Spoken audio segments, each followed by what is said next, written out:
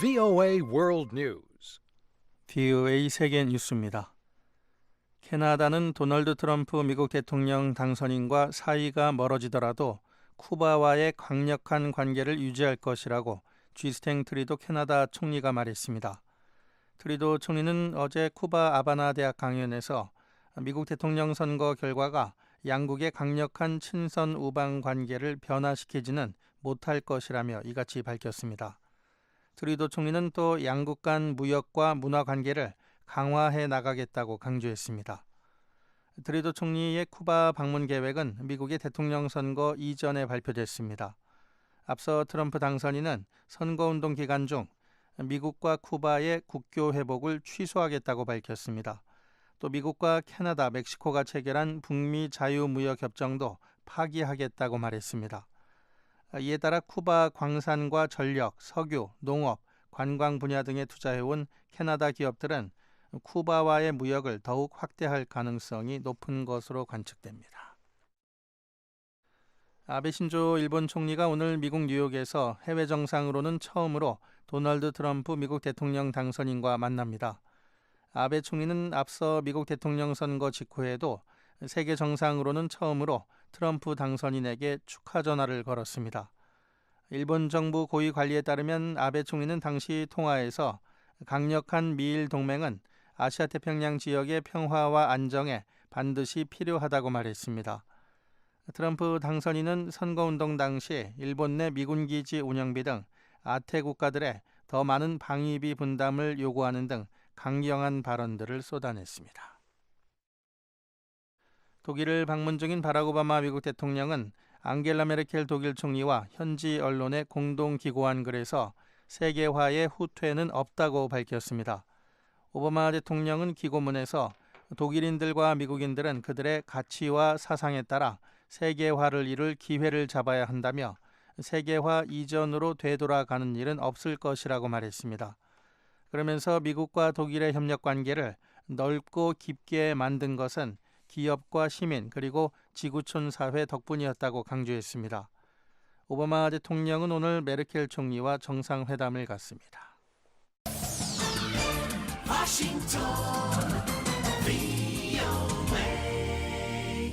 지금 여러분께서는 VOA 세계 뉴스 듣고 계십니다. 러시아 국방부는 시리아 북부 이들리브 주에 대한 공습으로 적어도 30명의 테러 분자들을 사살했다고 밝혔습니다. 러시아는 지난 15일부터 이들리브와 홈스주에 있는 테러 분자들을 겨냥해 대대적인 공습에 나서고 있습니다. 러시아 국방부 대변인은 오늘 발표한 성명에서 사살된 테러 분자들은 파테 알샴 전선이라는 단체 소속이라고 밝혔습니다.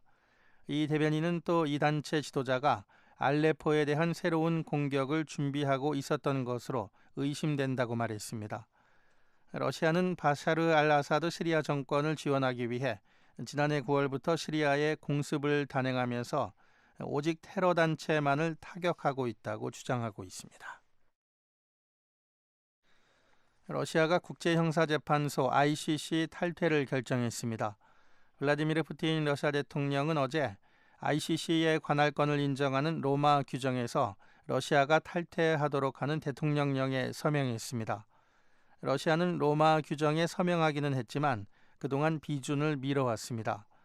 앞서 ICC는 러시아가 지난 2014년 우크라이나에 군사적 갈등을 유발했으며 러시아의 크림반도 병합은 우크라이나 영토를 점령한 것이라는 내용의 보고서를 발표했습니다. 한편 필리핀의 로드리고 두테르테 대통령은 오늘 러시아의 뒤를 따라 필리핀도 ICC를 탈퇴할 수 있다고 밝혔습니다. 아프가니스탄에서 지난 2011년 탈레반 정권 몰락 이후 가장 많은 100만여 명의 난민들이 되돌아갔다고 국제이주기구가 밝혔습니다. 국제이주기구에 따르면 이 중 39만 명은 유엔의 본국 송환 계획에 따라 또 62만 명은 파키스탄과 이란에서 추방돼 돌아간 불법 체류자들입니다. 나머지 6천여 명은 유럽에서 망명 신청이 거부된 사람들인 것으로 나타났습니다. 특히 아프간으로 되돌아간 난민의 약 5분의 1은 이란에서 추방된 사람들입니다. VOA 세계뉴스 천일규였습니다.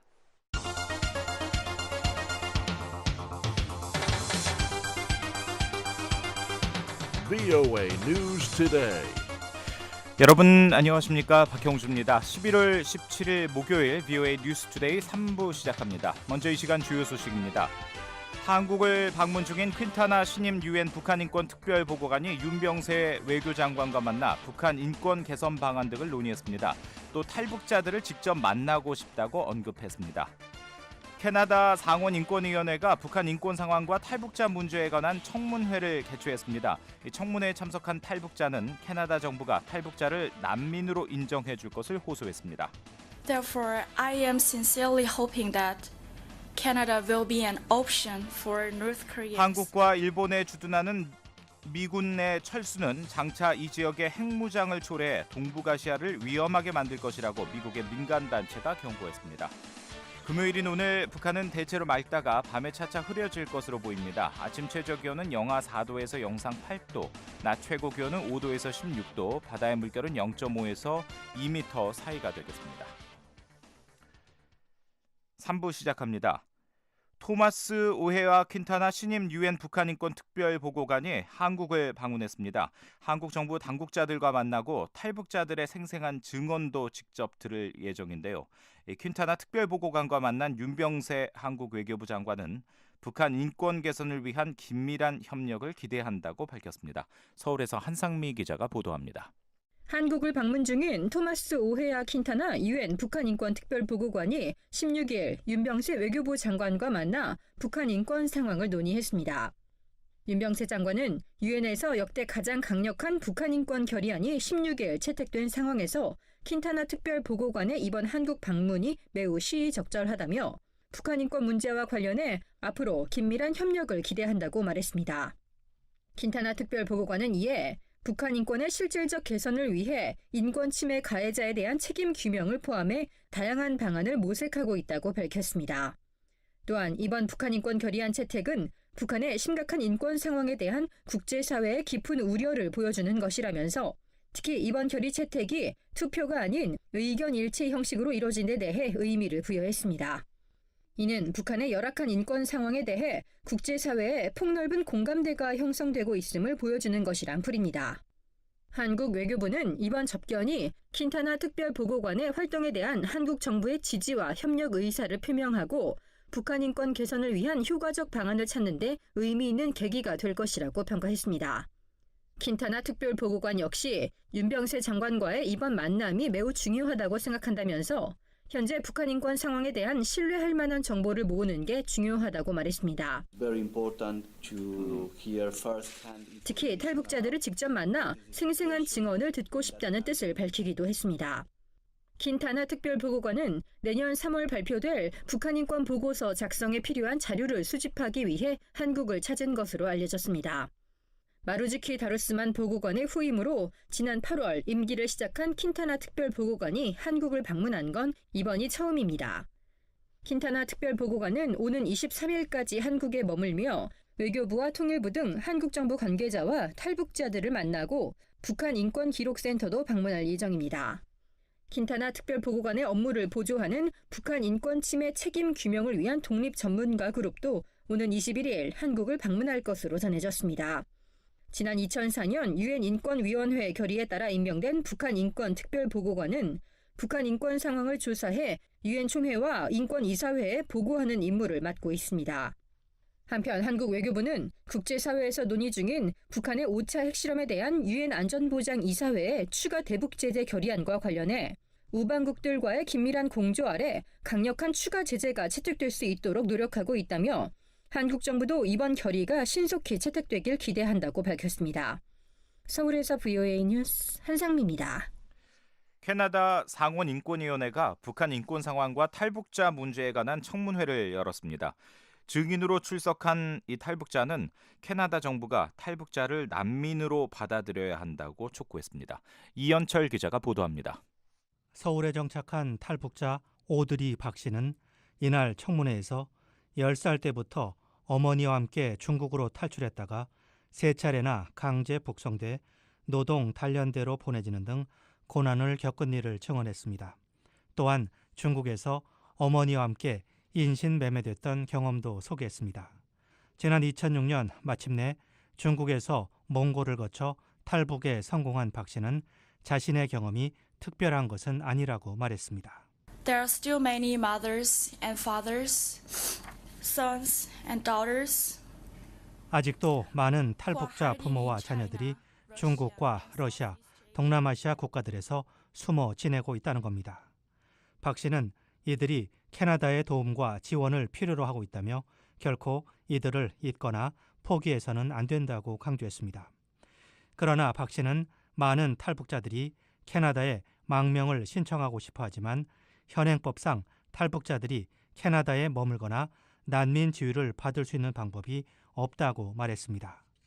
그러면서 캐나다 정부가 많은 탈북자들을 난민으로 받아들여줄 것을 호소했습니다. Therefore, I am sincerely hoping that Canada will be an option for North Koreans and Canada. 캐나다가 탈북자들에게 또 다른 피난처가 될 수 있도록 캐나다 정부가 탈북자들을 난민으로 받아들이기를 간절히 바란다는 겁니다.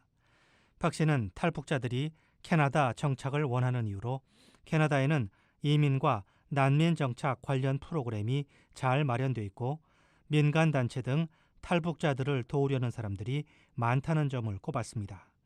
실제로 2000년대 중반 이후 캐나다가 탈북자들의 새로운 정착지로 각광을 받으면서 많은 탈북자들이 캐나다로 몰려왔습니다.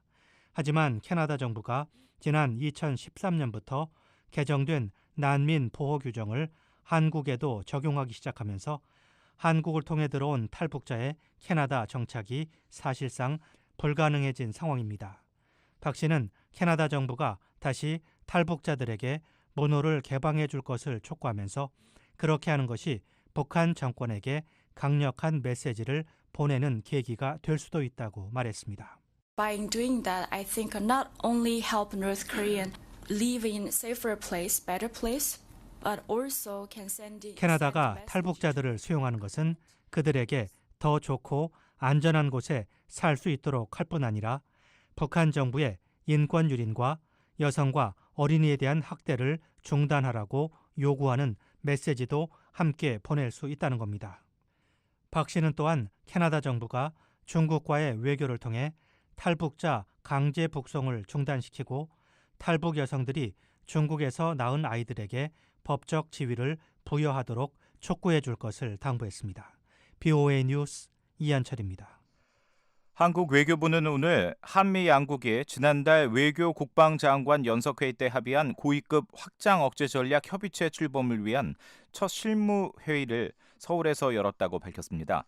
한미 고위급 확장 억제 협의체는 두 나라 외교 국방 차관이 참석하는 고위급 대화 통로로 미국이 한국에 확장 억제를 제공하는 문제에 관한 거시적 전략과 정책을 논의하게 됩니다.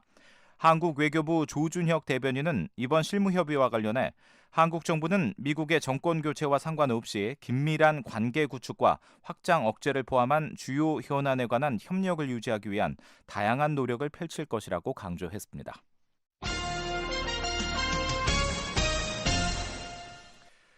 한국과 일본에 주둔한 미군 철수는 장차 두 나라의 핵무장을 초래해서 동북아시아를 위험하게 만들 것이라고 미국의 한 민간단체가 경고했습니다. 또 북한에 대해서는 차기 트럼프 행정부가 대화와 압박을 병행하고 북한의 비상사태에도 반드시 대비해야 한다고 권고했습니다. 김영권 기자가 보도합니다. 미국의 민간단체인 아시아재단이 15일 아시안의 미국의 역할을 진단하는 새 보고서를 발표했습니다. 보고서는 아시아와 미국의 전직 관리들과 학자 8명이 주도해 작성했고 차기 미 행정부의 역할에 대한 아시아인들의 시각과 전략적 제안들을 담고 있습니다. 100쪽에 달하는 보고서는 특히 내년에 출범할 트럼프 행정부에 10개의 핵심 권고안을 제시하면서 네 번째로 한반도에 대한 미국의 전략을 재고해야 한다고 밝혔습니다. 북한의 핵미사일 프로그램이 어느 때보다 임박한 위협으로 수년 안에 대륙간 탄도미사일로 미국 본토를 공격할 능력을 확보할 것이기 때문에 전략 재고가 필요하다는 겁니다. 보고서는 미국의 전략적 인내는 실패했다며 차기 행정부는 강력한 국제 제재 이후에 한반도 문제 해결을 위해 궁극적으로 북한과 대화에 나서야 한다고 밝혔습니다.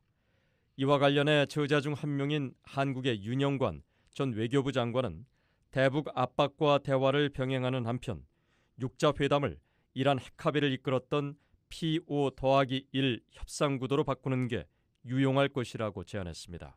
또 비핵화와 영구적 평화 등에 대해 북한과 포괄적 대화가 필요하다면서도 평화협정은 민감한 사안이기 때문에 미국이 반드시 한국 정부와 사전 협의해야 한다고 강조했습니다. 보고서는 또 차기 미국 행정부가 북한의 급작스런 급변 사태에도 대비해야 한다고 지적했습니다. 이를 위해 미국은 북한의 다양한 비상사태 상황에 대비해 준비를 할 필요가 있고 한국과 중국 등 핵심 당사국들과 협의를 지속해야 한다고 제안했습니다. 트럼프 당선인이 유세 도중에 여러 번 언급했던 이른바 동맹국들의 안보 무임승차론에 따른 미군 철수 가능성에 대해서는 미국과 관련국들의 국익을 해치는 것은 물론이고 엄청난 지역 불안정을 촉발할 것이라며 반대 입장을 분명히 했습니다. 특히 한국과 일본 주둔 미군의 철수는 두 나라의 핵무장을 야기해 동북아를 더 위험한 지대로 만들고 비확산 조약 체계를 약화시킬 것이라고 경고했습니다. 또 이런 상황에서 북한 정권의 오판으로 인해 한반도에 전쟁이 발발할 가능성도 있다고 지적했습니다. 보고서는 이런 점증하는 영내 안보 환경의 불안정은 아시안의 미국의 경제 이익에도 심각한 타격을 줄 것이라고 경고했습니다. 따라서 차기 미 행정부는 한국과 일본에 대한 방어 공약을 재확인하고 영내 질서를 위한 미국의 지도적인 역할을 약화시키지 말아야 한다고 보고서는 권고했습니다. 아시아재단은 세계 인구의 61%, 세계 30대 도시 가운데 절반이 아시아에 있고 미국의 핵심 교역국들 역시 아시아에 집중돼 있다며 차기 트럼프 행정부가 아시아 중시 정책을 계속 강화해 나가야 한다고 강조했습니다. 미국 서부 샌프란시스코에 본부를 둔 아시아재단은 한국 등 18개 아시아 국가와 워싱턴에 사무소를 운영하고 있고 지난해 다양한 사업에 9,500만 달러를 지원했다고 밝혔습니다. BA 뉴스 김영권입니다.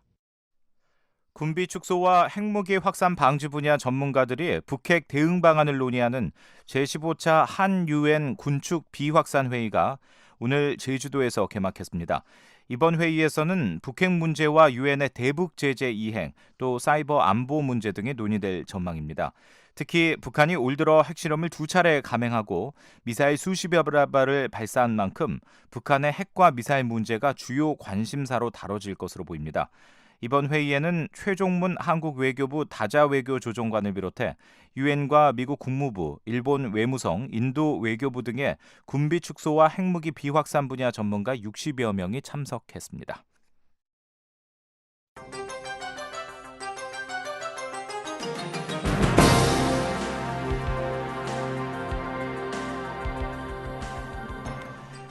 네, 매주 한반도 관련 뉴스를 심층 분석해드리는 뉴스 깊이 보기입니다. 트럼프 차기 행정부가 대북 문제와 관련해 앞으로 어떤 정책을 펴게 될지 관심이 높아지고 있는데요. 이 한국의 전문가들은 이 차기 행정부가 현 오바마 정부의 전략적 인내 정책에서 벗어나 새로운 대북 접근법을 모색할 것으로 전망했습니다. 한편 대북 정책의 우선순위는 상대적으로 낮아질 것이라는 관측도 나왔습니다. 서울에서 김은지 기자가 취재했습니다. 한국의 전문가들은 도널드 트럼프 미 대통령 당선인의 북핵 구상이 아직 불투명한 만큼 미국 차기 행정부의 대북 정책은 외교안보팀 인선이 마무리되고 6개월 이상 정책 점검 기간을 거친 뒤 윤곽이 드러날 것으로 보고 있습니다. 한국의 외교가에서는 트럼프 당선인이 미국 우선주의와 신고립주의를 표방하고 있다는 점에서 미국 새 행정부의 대외 정책에서 북한 문제의 우선순위가 높지 않을 것이라는 우려가 나옵니다. 서울시립대학교 황지환 교수입니다. 중국이 문제를 해결할 수 있다라고 얘기를 한 것은 기본적으로 봐서 전략적 인내, 제가 생각하기에는 전략 인내를 더 넘어서는 전략적인 무관심이 가장 기본일 가능성이 커요. 가장 중요하게 생각했던 정책의 연장선상에서 봤을 때는 대외적 문제가 관심이 좀 줄어들 가능성이 있는데 북한 문제는 더더욱 프라이어리티가 낮아질 수밖에 없겠죠. 이에 따라 한국 정부가 미국 새 정부의 대북 정책 점검 기간에 외교안보 참모진과의 긴밀한 소통을 통해 대북 정책 목표를 조율하고 북한 문제가 미국 대외 정책의 우선순위에 올 수 있도록 외교적 노력을 기울여야 한다고 전문가들은 지적합니다. 한국 외교가에서는 트럼프 행정부의 경우 오바마 행정부의 전략적 인내 정책에서 벗어나 새로운 대북 접근법을 모색할 것이라는 관측이 나옵니다. 트럼프 당선인이 대선 과정에서 북핵에 대한 단호한 입장을 밝힌 만큼 우선은 강력한 제재와 압박을 통해 북한의 태도 변화를 끌어내려 할 것으로 관측됩니다. 이 과정에서 중국의 적극적인 역할을 요구할 가능성이 큽니다. 미국 공화당 정강 역시 북한을 김씨 일가의 노예국으로 규정하고 북핵에 대해 완전하고 검증 가능하며 돌이킬 수 없는 폐기를 명시하고 있습니다. 천영우 전 청와대 외교안보 수석은 트럼프 행정부의 대북 정책은 외교안보팀이 꾸려져야 알 수 있을 것이라며 현재 외교안보 라인에서 입각할 가능성이 있는 인사들을 보면 오바마 행정부보다 강경한 대북 정책이 예상된다고 말했습니다. 밑에 팀이 누가 어떻게 가르치나 봐야 되겠지만 되게 거론되는 사람들의 그 성격으로 보면 그때 킹 리치나 뭐 지금 존 볼턴이나 다 그 사람들은 훨씬 강성이죠. 지금보다는 훨씬 강성이니까 좀 더 제재를 하더라도 더 강한 제재를 선호할 가능성이 많은 사람들이죠. 현재 트럼프 행정부의 국무장관 후보로 거론되는 인사로는 존 볼턴 전 유엔 주재대사, 밥 코커 상원 외교위원장과 리처드 하스 미국 외교협회 회장 등이 있습니다. 북한에 대한 제재와 함께 대화를 시도할 가능성도 있습니다. 경남대 극동문제연구소 김동혁 교수는 사업가 성향을 가진 트럼프 당선인이 북한과 탐색적 대화나談판에 나설 가능성도 배제할 수 없다고 말했습니다. 트럼프 같은 경우가 고립주의를 중심으로 한 것을 봤을 때는 오히려 전향적인 어떤 대화라든가 이런 메시지를 전달하면서 판이 또 오히려 그러니까 대화 국면을 갈 가능성이 더 저는 많다고 봐요. 주한미군이라든가 이런 것에 대해서 전향적인 생각이 훨씬 더 많아질 수 있기 때문에 한미훈련이라든가 이런 것에서 그러니까 대화 국면을 갈 가능성이 더 있고요. 북한의 사체 핵실험 이후 미국을 방문하고 돌아온 단국대 이동민 교수는 미국 정부가 그동안 북한에 대해 일관되게 요구해 오던 완전하고 검증 가능하며 돌이킬 수 없는 핵폐기 방식에서 선회해 1차적으로 핵 동결 수준을 제시하면서 대화를 시도할 개연성을 배제할 수 없다고 말했습니다. 관건은 북한의 대응입니다. 세종연구소 이상현 연구기획본부장은 북한이 트럼프 행정부가 대북 정책을 수립하기 전에 핵실험이나 미사일 발사를 할 경우 트럼프 행정부의 대북 정책이 급격히 강경 노선으로 갈 가능성이 크다고 전망했습니다.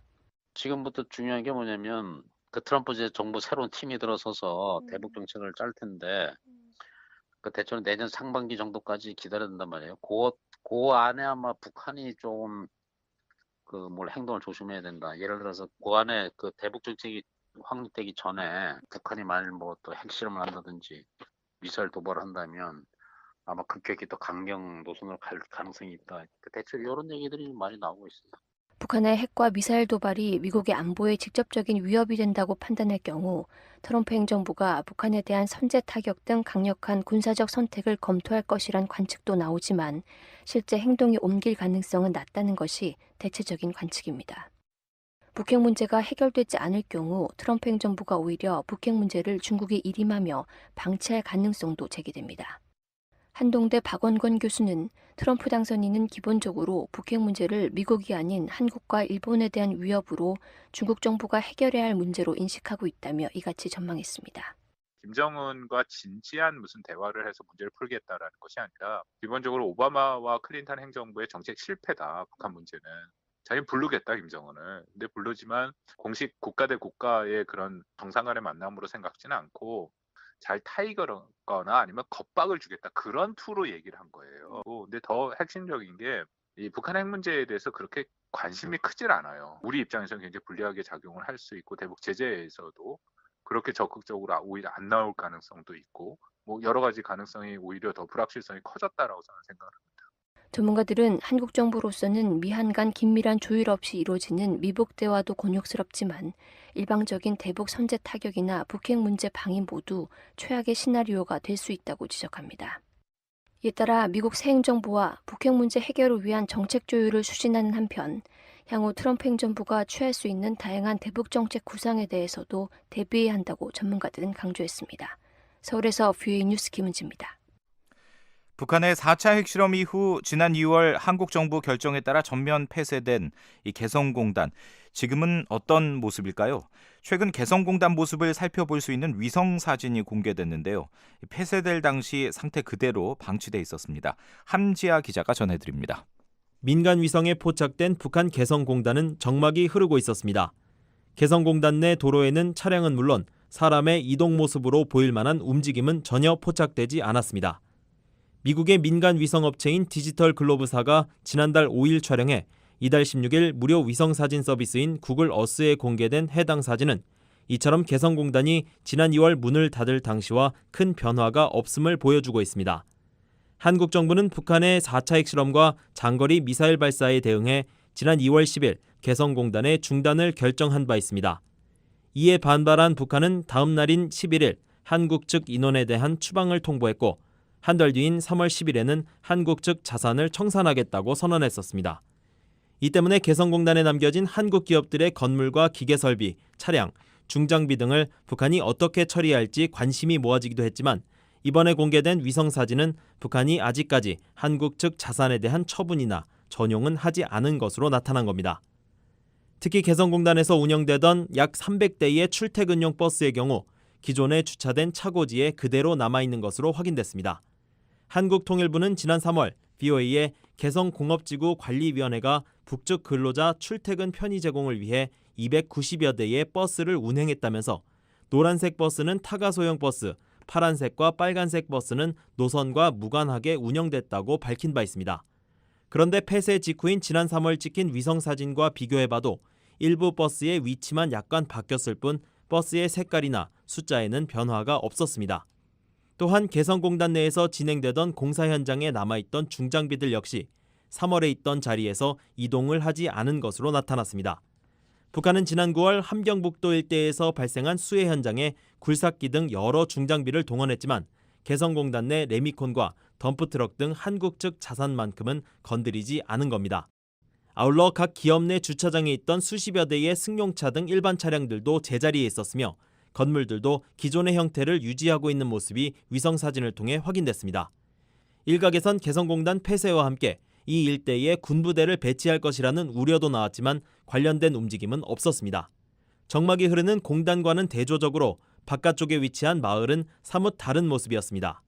마을 도로 곳곳에는 차량은 없었지만 걸어다니는 주민들의 모습이 목격됐고 논과 밭에서는 가을 거지가 이뤄지고 있는 것으로 나타났습니다. BOA 뉴스 함재합니다. 함경북도 수재민들이 새로 건설된 살림집에 입주를 시작한 것으로 알려졌습니다. 인공위성 사진을 통해 수요 지역 곳곳에 이 아파트가 새로 들어선 모습도 확인됐습니다. 김현진 기자가 전해드립니다. 함경북도 지역 수재민들이 새로 지은 주택에 입주를 시작했다고 평양 주재 러시아 대사관이 15일 밝혔습니다. 러시아 대사관은 인터넷 사회 연결망 페이스북에 라선시 인민위원회 조인철 부위원장의 말을 인용해 이같이 밝혔습니다. 러시아 대사관에 따르면 조인철 부위원장은 15일 라진역에서 열린 구호 물품 전달 행사에서 러시아 보카레프 영사에게 지난 10일 새 살림집 건설을 마무리하고 15일부터 입주가 시작됐다고 말했습니다. 이름을 공개하길 거부한 평양 주재 서방 외교관도 최근 BOA에 수재민들이 새로 건설된 주택에 입주를 시작했으며 앞으로 몇 주에 걸쳐 입주가 진행될 것이라고 말했습니다. 그러면서 입주 현황과 수혜 지원 상황 등을 살펴보기 위해 서방 측 관계자들이 이번 주 닷새 일정으로 수혜 지역을 방문할 계획이라고 밝혔습니다. 이 외교관은 이달 초 수혜 지원 감시를 위해 함경북도 회령시와 온성군, 무산군을 방문했다며 적어도 몇천 가구에서 많게는 10,000가구 주택이 거의 완공된 것을 목격했다고 전했습니다. 새로 건설된 건물은 주로 아파트 단지와 2가구용 살림집이었다고 이 외교관은 덧붙였습니다. 또 새로 건설된 건물은 수해 이전의 건물들과 별로 다르지 않았고 특히 아파트는 겨울에 단열이 잘 안 될 것으로 보였다고 설명했습니다. 하지만 지난 9월 말 방문했을 당시와 비교했을 때 무척 빠른 속도로 건물이 지어진 것을 목격했다고 밝혔습니다. 국제적십자사 IFRC도 지난달 말 공개한 보고서에서 북한이 함경북도 수해 지역에서 11월 중순을 목표로 주택 2만 가구 건설에 총력을 기울이고 있다고 밝혔습니다. 수해 복구 작업에 건축 관련 기술을 지원하기 위해 파견된 국제적십자사의 패트릭 엘리어 씨는 수해 지역에 아파트와 주택이 믿기 어려울 정도로 빠른 속도로 건설되고 있다며 개발도상국에서도 이 정도의 재난을 겪은 뒤 복구를 하려면 최소 3년은 걸린다고 말했습니다. 국제적십자사와 유엔 등 국제사회는 수해 지역에 10,000가구를 짓는 데 필요한 지붕자재를 지원했습니다. 한편 수해 지역 곳곳에 아파트가 새로 들어선 모습이 인공위성 사진을 통해서도 확인되고 있습니다. 무산군에는 13만 8,500제곱미터 면적의 논과 밭에 빨간 지붕 아파트 10여 채가 새로 들어선 것이 포착됐습니다. 10월 27일자 어스캐스트 위성사진에 찍힌 이 아파트는 수해 직후인 지난 9월 구글 어스 위성사진에는 보이지 않았던 건물입니다. 회령시에는 빨간 지붕의 공동주택 50여 채가 건설된 것이 확인됐고 연사군에도 푸른색과 빨간색 지붕의 대형 아파트 3개 단지가 들어선 모습이 포착됐습니다. BOA 뉴스 김현진입니다. 외국인들에게 북한은 여행하기 어떤 곳일까요? 이 여행 위험도에서 북한이 중간 수준의 평가를 받았습니다. 하지만 의료 부분에서는 아주 위험하다는 평가가 나왔습니다. 김정우 기자가 보도합니다. 국제의료 지원 업체인 인터내셔널 SOS와 경영 위험관리 자문업체 컨트롤 리스크가 15일 2017년판 여행 위험 지도를 공개했습니다. 두 업체가 여행이나 사업 목적지의 위험도를 알려주려고 제작한 이 지도는 75개 나라를 대상으로 여행 위험도와 의료 위험도 그리고 길거리 안전도를 표시했습니다. 세 가지 지수 가운데 먼저 여행 위험도에서는 북한은 중간 수준인 것으로 평가됐습니다. 여행 위험도는 전쟁, 내란, 테러 같은 정치적 불안정이나 범죄, 사회 기반 시설 수준, 응급체계 등 안전과 관련된 모든 항목을 고려해 모두 5가지 등급으로 분류됩니다. 북한이 속한 중간 등급은 종종 정치적 불안정 사태가 발생하는 곳으로 정의됩니다.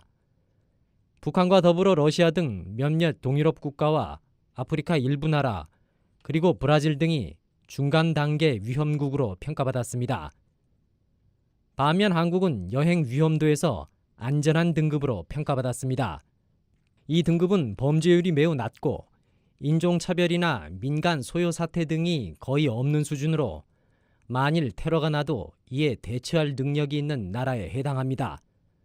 반면 북한은 의료 위험도 부분에서는 매우 위험한 등급으로 평가됐습니다. 이 등급은 병원 등 의료 체제가 제대로 갖춰져 있지 않거나 매우 부실한 상태를 뜻합니다. 북한은 시리아, 아프가니스탄, 리비아, 이라크 등과 함께 의료 위험도에서 고위험군에 속했습니다. 반면 한국은 가장 위험도가 낮은 등급으로 평가받았습니다. 한편 도로 안전도에서 북한은 평가 대상에서 제외됐습니다. BOA 뉴스 김정우입니다. 한국 국민 3명 가운데 1명은 남북 통일이 필요하지 않다고 생각하는 것으로 나타났습니다. 또 절반 이상은 통일을 서두를 필요가 없다고 답했는데요. 자세한 내용 서울에서 김환용 기자가 전해드립니다. 한국 국민들 사이에 남북 통일에 대한 부정적 인식이 늘어나는 추세인 것으로 나타났습니다. 한국문화체육관광부가 최근 여론조사기관 월드리서치 등에 의뢰해 한국의 성인 남녀 5,000명을 대상으로 실시한 2016 한국인의 의식, 가치관 조사에서 통일 시기를 묻는 질문에 응답자의 절반이 넘는 50.8%가 통일을 서두를 필요가 없다고 답했습니다. 또 굳이 통일할 필요가 없다는 답변도 32.3%에 달했습니다. 이는 10년 전인 2006년 조사 때 응답률인 16.8%보다 2배 가까이 높아진 수치입니다. 연령별로는 20대는 41.8%가, 30대는 38.3%가 통일이 불필요하다고 답해 젊은 층일수록 통일에 대한 부정적인 견해가 많은 것으로 나타났습니다. 반면 가급적 빨리 통일해야 한다는 응답은 16.9%로 2006년 28.0%보다 크게 낮아졌습니다. 이 같은 추세는 김정은 정권 들어 북한의 핵 개발이 폭주 양상을 보이고 있는데 영향을 받았다는 분석입니다.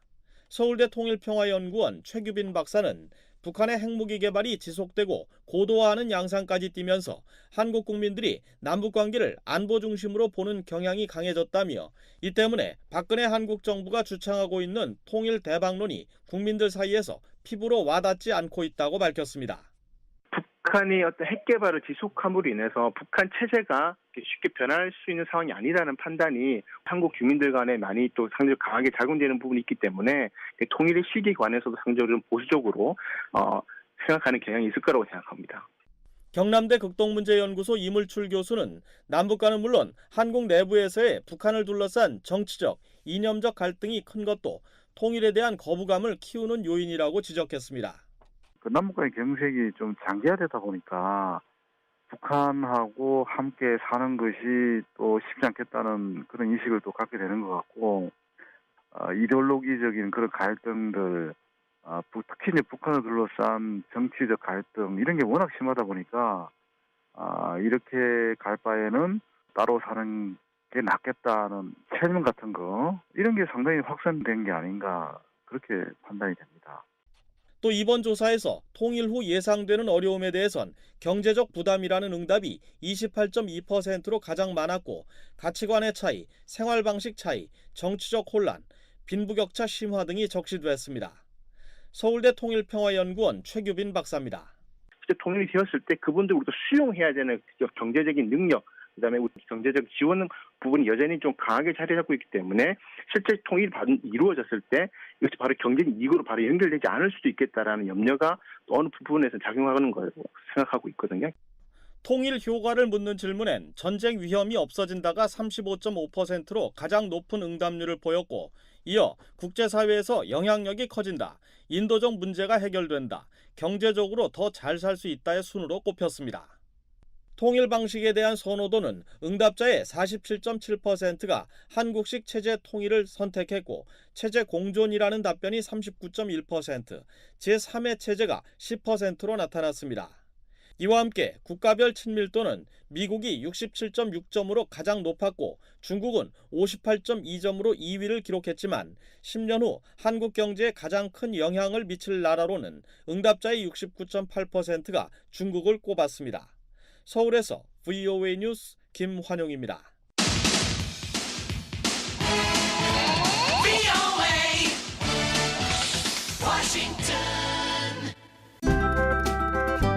저희 VOA 미국의 소리 한국어 방송에서는 여러분의 의견을 기다리고 있습니다.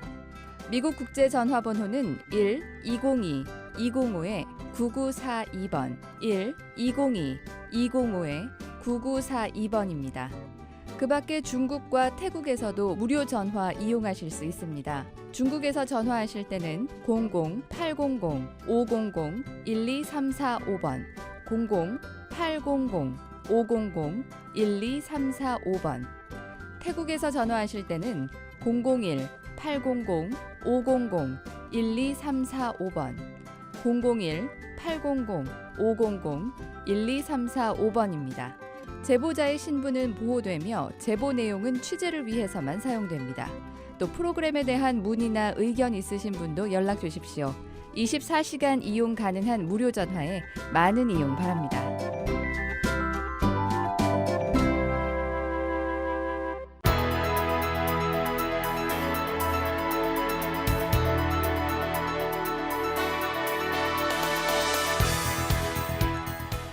네, 세계 곳곳의 뉴스와 미국 뉴스를 정리해드리는 세계는 지금입니다. 장량희 기자 나와 있습니다. 어서 오십시오. 안녕하십니까. 예. 자, 오늘은 어떤 소식 가지고 오셨습니까? 네, 아베 신조 일본 총리가 외국 정상으로는 처음 도널드 트럼프 미국 대통령 당선인하고 오늘 미국 뉴욕에서 만납니다. 예. 또 임기 마지막 해외 순방길에 오른 바락 오바마 미국 대통령이 두 번째 순방국인 독일에 도착했고요. 힐러리 클린턴 전 국무장관이 지난주 대통령 선거에서 패배한 뒤에 처음으로 공개 석상에 나섰는데요. 예. 관련 소식까지 보겠습니다. 네, 아베 신조 일본 총리가 이제 오늘 도널드 트럼프 대통령 당선인을 만나는 거죠? 예, 그렇습니다. 아베 신조 일본 총리가 외국 정상으로는 처음으로 도널드 트럼프 대통령 당선인하고 오늘 뉴욕에서 회동하는데요. 예. 이번 뉴욕 회동은 아베 총리가 도널드 트럼프 당선인에게 이 축하 전화를 걸었을 당시 성사된 걸로 알려졌고요. 예. 아베 총리가 이번 주말 19일부터 페루 리마에서 열리는 24차 아시아 태평양 경제협력체 APEC 정상회담 참석차 페루를 가는 길에 들른 겁니다. 아베 총리가 트럼프 당선인을 상당히 좀 이 만남이 굉장히 빨리 성사된 것 같습니다. 이번에 뉴욕을 방문하는 목적은 뭔가요? 이번 회동은요. 도널드 트럼프 후보가 미국 대통령 선거에 당선되면서 예. 일본의 최대 우방국인 미국의 외교 정책에 대한 우려가 나오고 있는 상황에서 이루어진 건데요. 예. 아베 총리가 일본을 떠나기 전에 현지에서 그 회동의 성격을 좀 내비쳤습니다. 네. 세계 평화와 번영을 위해서 함께 협력하고 신뢰를 쌓기 위한 그런 모임을 갖겠다는 얘기인데 일본 NHK-TV도 아베 총리가 트럼프 당선인에게 미국과 일본의 동맹을 기반으로 한 일본의 외교 안보 정책 등을 설명을 하고 예. 긴밀하고 확고한 양국 관계 유지를 위해서 개인적인 신뢰를 쌓는 데 노력할 것이라 뭐 이런 전망을 했습니다. 예. 미국 정부가 바뀌어도 미국과 일본의 관계를 곤고히 하는데 좀 노력을 하겠다 이런 의지가 반영된 것 같은데요. 네. 트럼프 당선인이 선거 운동 기간에 일본 특히 일본에 주둔하고 있는 미군의 방위비 분담 문제라든가 이런 네. 것과 관련돼서 강경한 발언을 쏟아냈었죠. 그렇습니다. 이 주일 미군 기지 운영비 등을 거론하면서요. 한국을 포함해서 미군이 주둔하고 있는 이 아시아 태평양 지역 국가들은 지금보다 방위비 분담을 더 많이 내야 한다면서 최대 100%까지 늘리겠다고 말을 해왔습니다. 예. 이에 대해서 아베 총리는 미국과 일본이 적절하게 주둔 비용을 분담하는 방향으로 나가야 한다. 이렇게 난색을 표한 바가 있는데요. 예. 일본 정부는 향후 5년 동안 주일 미군 경비를 한 1.4% 올려서 매년 평균 1,893억 엔으로 조정한다는 계획입니다. 예. 양국 간에 이렇게 안보 이슈뿐만 아니라 경제 문제도 있는 것 같습니다. 트럼프 당선인이 환태평양 경제 동반자 협정에서 굉장히 후보 시절에 신랄하게 비판했는데 이건 일본 정부가 적극적으로 추진했던 것이라서요. 예, 맞습니다. 이 환태평양 경제 동반자 협정 TPP라고 부르는데요. 이 TPP는 오바마 대통령이 8년 재임 중에 가장 많은 공을 들였던 역점 사업 가운데 하나인데요. 예. 미국을 비롯해서 아시아 태평양 지역 12개 나라를 아우르는 거대한 경제 무역 공동체로 대표적인 자유무역 협정이라고 할 수가 있습니다. 예. 이 오바마 대통령이 1기 임기를 시작한 2009년부터 공을 들여왔지만 의회와 이 노동단체들의 반대에 부딪혀서 성사되지 못하다가 지금 이 마지막 관문인 의회의 비준을 기다리고 있는데요. 네. 하지만 트럼프 당선인은 이 TPP 폐기를 주장해왔기 때문에 이 TPP는 이제 물 건너가는 게 아니냐 이런 부정적인 전망들이 나오고 예, 있습니다. 그렇다면 아무래도 오늘 그 아베 총리와 트럼프 당선인의 만남에서도 이 경제 교역 문제 또 앞서 얘기했던 방위비 문제 이런 부분들이 좀 의제가 되겠군요. 네, 아베 총리와 트럼프 당선인 간의 회동에 어떤 의제가 논의될지 알려지지는 않았는데요. 예. 아베 총리가 트럼프 당선인이 주장하는 보호무역 대신에 TPP로 대표되는 자유무역의 중요성과 장점에 대해서 강조할 거라는 관측도 나오고 있고요. 예. 또 말씀하신 대로 주일 미군 주둔 방위비 분담 문제 같은 안보 문제들도 주요 의제가 될 수가 있는데요. 예.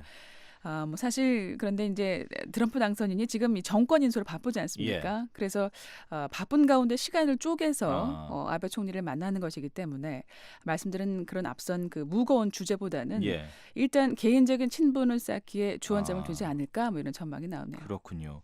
전문가들이 그 국가 지도자 간의 개인적인 친소 관계도 많은 영향을 미친다라고 이제 얘기를 하니까 아무래도 이런 부분에도 신경을 쓸 수도 있을 것 같습니다. 네. 그런데 지금 두 정상의 회동 장소나 시간 이런 부분들이 아직 공개되지 않은 것 같아요. 네, 그렇습니다. 이와 관련해서 일본 당국자들 사이에서는 많은 혼선이 있었다는 얘기들이 나오고 있습니다. 예. 의전과 동행 인원 등 구체적인 내용도 정해진 게 없었다는 얘기도 있었는데요.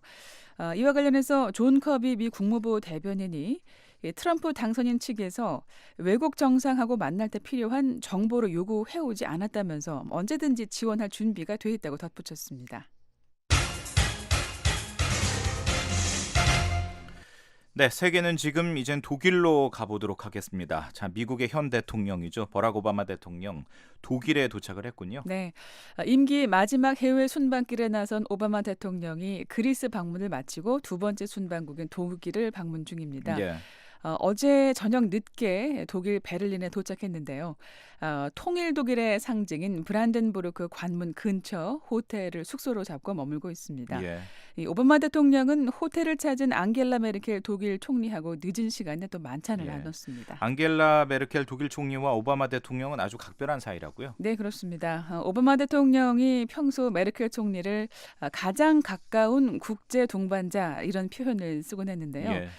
두 사람은 국제사회의 협력과 세계화의 가치를 중시하는 대표적인 국제주의자들입니다. 예. 두 사람이 그간 국제사회가 경제 위기나 난민 위기, 기후변화 이런 어려움에 직면했을 때 국제사회가 함께 나서서 해결해야 한다고 강조를 해왔는데요. 네. 메르켈 총리가 지난 2011년에 미국을 방문했을 때 오바마 대통령으로부터 미국의 최고 시민 훈장인 대통령 자유의 메달을 받기도 했습니다. 네, 두 사람이 함께 공동 기고문을 발표하기도 했네요. 네, 오바마 대통령이 독일을 방문하기 전에 두 사람이 독일 경제 주간지인 비르트 샤프츠보헤 특집호에 범대서양 관계의 미래라는 제목으로 공동 기고문을 발표했는데요. 예. 현재 미국과 유럽연합이 협상 중인 무역협정의 혜택을 강조하면서 세계화 이전으로 돌아갈 수 없다고 역설하는 내용입니다. 예. 현재 미국과 유럽연합은 범대서양 무역 투자 동반자 협정 체결을 추진하고 있습니다. 기고문 내용을 봤을 때 트럼프 당선인은 지금 미국 우선주의를 외교 정책의 기치로 내걸고 있는데 네. 아무튼 이런 것에 대한 좀 우려를 좀 반영한 그런 기고문이라고도 봐야겠네요. 예. 두 정상이 이 공동 기고문에서 독일인과 미국인들은 그들의 가치와 사상에 따라서 세계화를 이룩할 기회를 잡아야 한다고 역설을 했는데요. 예. 특히 지금까지 전 세계가 더 화합하고 협력을 강화할 수 있었던 것은 시민과 기업들 덕분이었다고 강조를 했습니다. 예. 자, 오바마 대통령의 유럽 일정은 어떻게 됩니까 앞으로? 오늘 그 메르켈 총리하고 양자 회담을 갖는데요. 여기서 국제사회 현안들을 논의합니다. 예. 특히 오늘 회담에서는 내일 독일을 방문하는 그 프랑스, 영국, 스페인, 이탈리아 정상들과 있을 다자 회담의 의제를 조율할 걸로 보이는데요. 현지 언론들은 이틀간의 회담에서는 지난 2014년 러시아의 우크라이나 동부 개입에 따라서 미국과 서방이 시행한 이 대러시아 제재의 연장 방안이 논의될 걸로 전망하고 있습니다. 대러시아 제재 시한이 내년 1월 말입니다.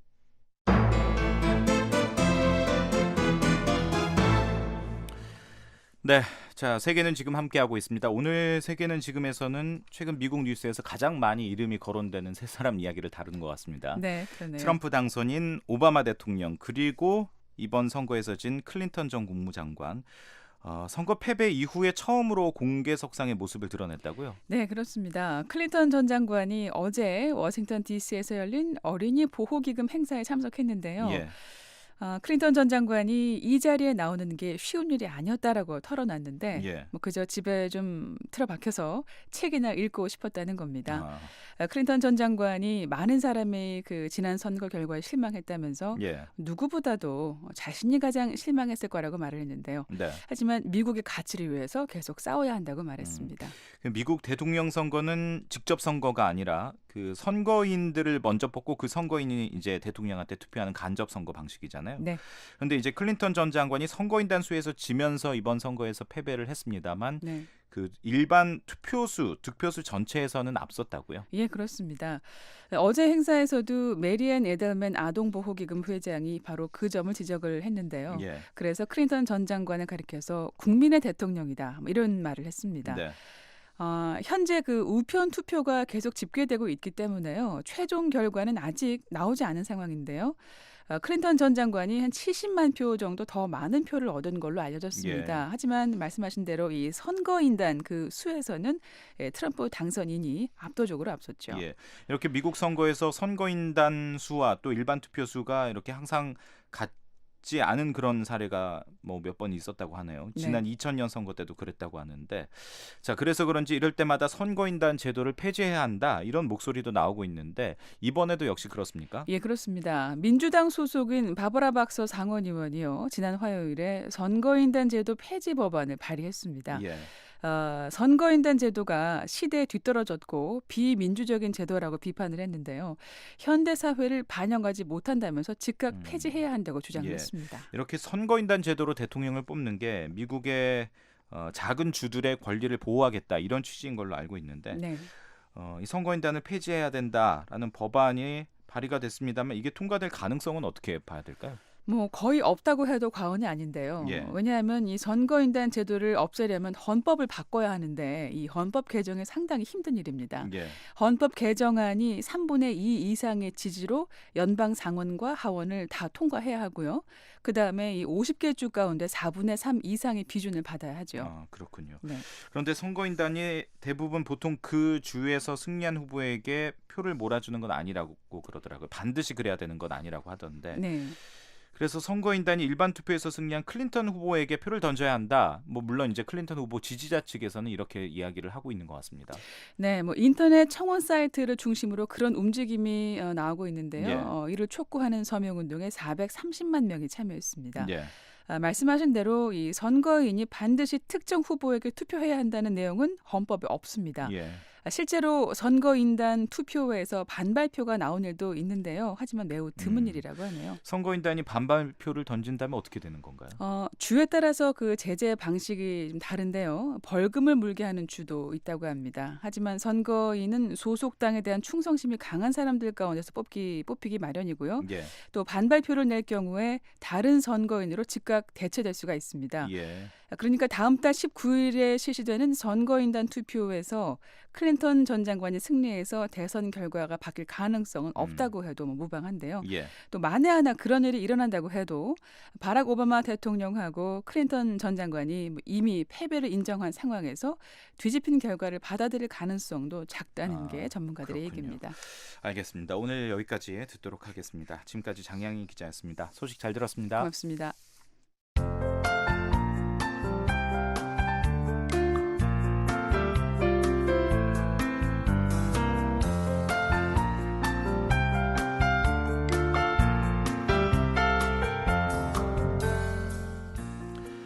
네, 이어서 한국 기상청 제공 북한 날씨 전해드리겠습니다. 금요일인 내일 북한은 대체로 맑다가 밤에는 차차 흐려질 것으로 보입니다. 아침 최저 기온은 영하 4도에서 영상 8도, 낮 최고 기온은 5도에서 16도, 바다의 물결은 0.5에서 2m로 일겠습니다. 평안남도와 평안북도 내일 대체로 구름이 조금 끼고 오후에는 더 흐려질 것으로 보이는데요. 평양 아침에는 6도, 낮 기온은 15도, 양덕 아침에는 영하 2도, 낮에는 12도, 신유주 아침 기온 6도, 낮 기온은 13도, 수풍 아침에는 6도, 낮 기온은 13도입니다. 중강 아침에는 0도, 낮에는 9도가 예상되고요. 희천 아침 기온은 3도, 낮 기온은 12도가 예상됩니다. 강계 아침에는 0도, 낮에는 11도입니다. 황해도 내일 오전에는 구름이 끼다가 오후 들어서는 더 흐려질 것으로 보입니다. 해주 아침에는 8도, 낮 기온은 13도, 개성 아침에는 6도, 낮 기온은 14도, 신계 아침에는 3도, 낮에는 12도가 예상됩니다. 함경남도와 함경북도 대체로 흐릴 것으로 보이는데요. 함경북도 오전에는 맑습니다. 해산 아침 기온 영하 4도, 낮 기온 9도, 풍산 아침에는 영하 4도, 낮에는 9도가 예상되고요. 웅기 아침 기온 2도, 낮 기온은 12도가 예상됩니다. 삼지연은 아침에는 영하 1도, 낮 기온은 5도가 예상되고 있습니다. 동해북부와 서해북부 해상 모두 구름이 조금 끼겠습니다. 서해북부는 오후에 비 예보도 있습니다. 바다의 물결은 0.5에서 2m 사이입니다. 지금까지 날씨였습니다. 네, 11월 17일 목요일 뉴스투데이 3부 마칠 시간인데요. 잠시 뒤에는 세계 뉴스가 이어집니다. 여기는 미국의 수도 워싱턴이고요. 저는 박형주였습니다. 오늘도 함께해 주신 여러분 고맙습니다. 편안한 밤 보내십시오.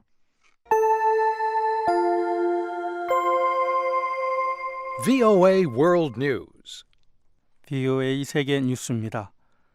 중국과 미국이 중국 남서부 쿤밍시에서 합동 인도주의 지원과 재난 구조 훈련을 시작했습니다. 3일간 진행되는 이번 훈련에 중국군 134명과 미군 89명이 참가하고 있으며 헬리콥터와 부교, 기술과 의료 지원 장비들도 동원됐습니다. 훈련은 가상국가에 강력한 지진이 발생했다는 가정하에 합동 구조 임무를 수행하는 방식으로 진행됩니다.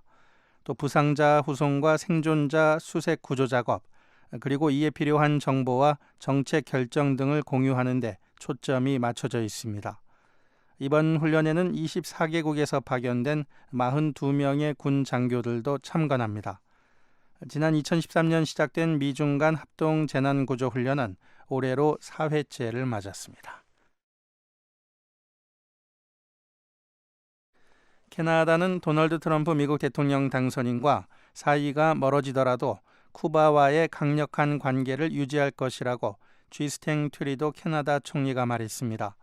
트리도 총리는 쿠바 아바나 대학 강연에서 미국 대통령 선거 결과가 양국의 강력한 친선 우방 관계를 변화시키지는 못할 것이라며 이같이 밝혔습니다. 트리도 총리는 또 양국 간 무역과 문화 관계를 강화해 나가겠다고 강조했습니다. 트루도 총리의 쿠바 방문 계획은 미국의 대통령 선거 이전에 발표됐습니다. 앞서 트럼프 당선인은 선거운동 기간 중 미국과 쿠바의 국교 회복을 취소하겠다고 밝혔습니다. 또 미국과 캐나다, 멕시코가 체결한 북미 자유무역협정도 파기하겠다고 밝혔습니다. 아베 신조 일본 총리가 오늘 미국 뉴욕에서 해외 정상으로는 처음으로 도널드 트럼프 미국 대통령 당선자와 만납니다. 아베 총리는 앞서 미국 대통령 선거 직후에도 세계 정상으로는 처음으로 트럼프 당선인에게 축하 전화를 걸었습니다. 일본 정부 고위 관리에 따르면 아베 총리는 당시 통화에서 강력한 미일 동맹은 아시아 태평양 지역의 평화와 안정에 반드시 필요하다고 말했습니다. 트럼프 당선인은 선거운동 당시 일본 내 미군 기지 운영비 등 아태 국가들의 더 많은 방위비 분담을 요구하는 등 강경한 발언들을 쏟아냈습니다.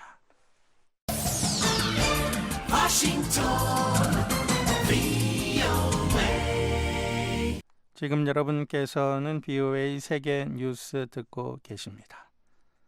러시아 국방부는 시리아 북부 이들리브 주에 대한 공습으로 적어도 30명의 테러 분자들을 사살했다고 밝혔습니다.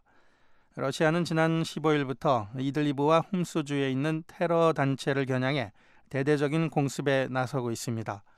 러시아 국방부 대변인은 오늘 발표한 성명에서 사살된 테러 분자들은 파테 알샴 프론트라는 단체 소속이라고 밝혔습니다. 이 대변인은 또 이 단체 지도자가 알레포에 대한 새로운 공격을 준비하고 있었던 것으로 의심된다고 말했습니다. 러시아는 바샤르 알 아사드 시리아 정권을 지원하기 위해 지난해 9월부터 시리아에 공습을 단행하면서 오직 테러 단체들만을 타격하고 있다고 주장했습니다. 이슬람 순위파 무장 조직 ISIL이 이라크 모술 인근에서 전직 경찰관 300여 명을 살해한 것으로 추정된다고 국제인권단체가 밝혔습니다. 미국의 본부를 둔 휴먼 라이츠 워치는 ISIL이 모술 북쪽으로 퇴각하는 과정에서 전직 경찰관들로 추정되는 150여 명의 남성을 트럭 4대에 나눠 싣고 농업대학으로 향하는 것을 봤다는 목격자의 증언 내용을 공개했습니다. 이 목격자는 그 뒤 얼마 지나지 않아 자동 소총과 비명소리가 들렸고 이튿날 밤에도 130명가량의 남성들이 추가로 끌려와 비슷한 상황이 벌어졌다고 밝혔습니다. 휴먼 라이츠 워치 관계자는 이는 ISIL이 모술 인근 지역에서 전직 경찰관들을 끔찍하게 대량 학살했다는 다른 증거라며 ISIL은 반인도 범죄에 합당한 대가를 치러야 한다고 말했습니다. 아프가니스탄에 지난 2011년 탈레반 정권 몰락 이후 가장 많은 100만여 명의 난민들이 되돌아갔다고 국제이주기구가 밝혔습니다. 국제이주기구에 따르면 이 중 39만 명은 유엔의 본국 송환 계획에 따라 또 62만 명은 파키스탄과 이란에서 추방돼 돌아간 불법 체류자들입니다. VOA 세계뉴스 천일규였습니다. 지금까지 여러분께서는 VOA 한국어 저녁 방송을 들으셨습니다.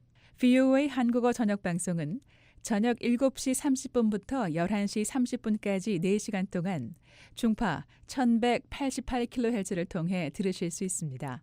또 밤 8시 30분부터 9시 30분까지 1시간 동안은 단파 7460kHz와 9490kHz로 들으실 수 있습니다. 그리고 밤 9시 30분부터 11시 30분까지 단파 11990kHz, 12110kHz로도 VOA 한국어 저녁 방송을 들으실 수 있습니다.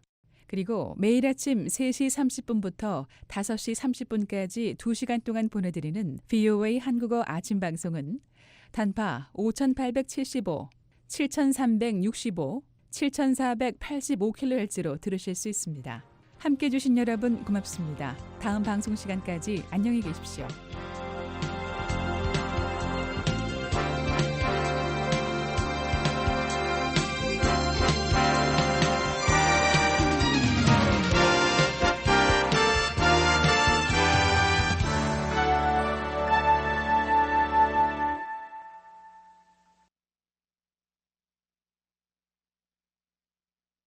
This program has come to you from the Voice of America, Washington.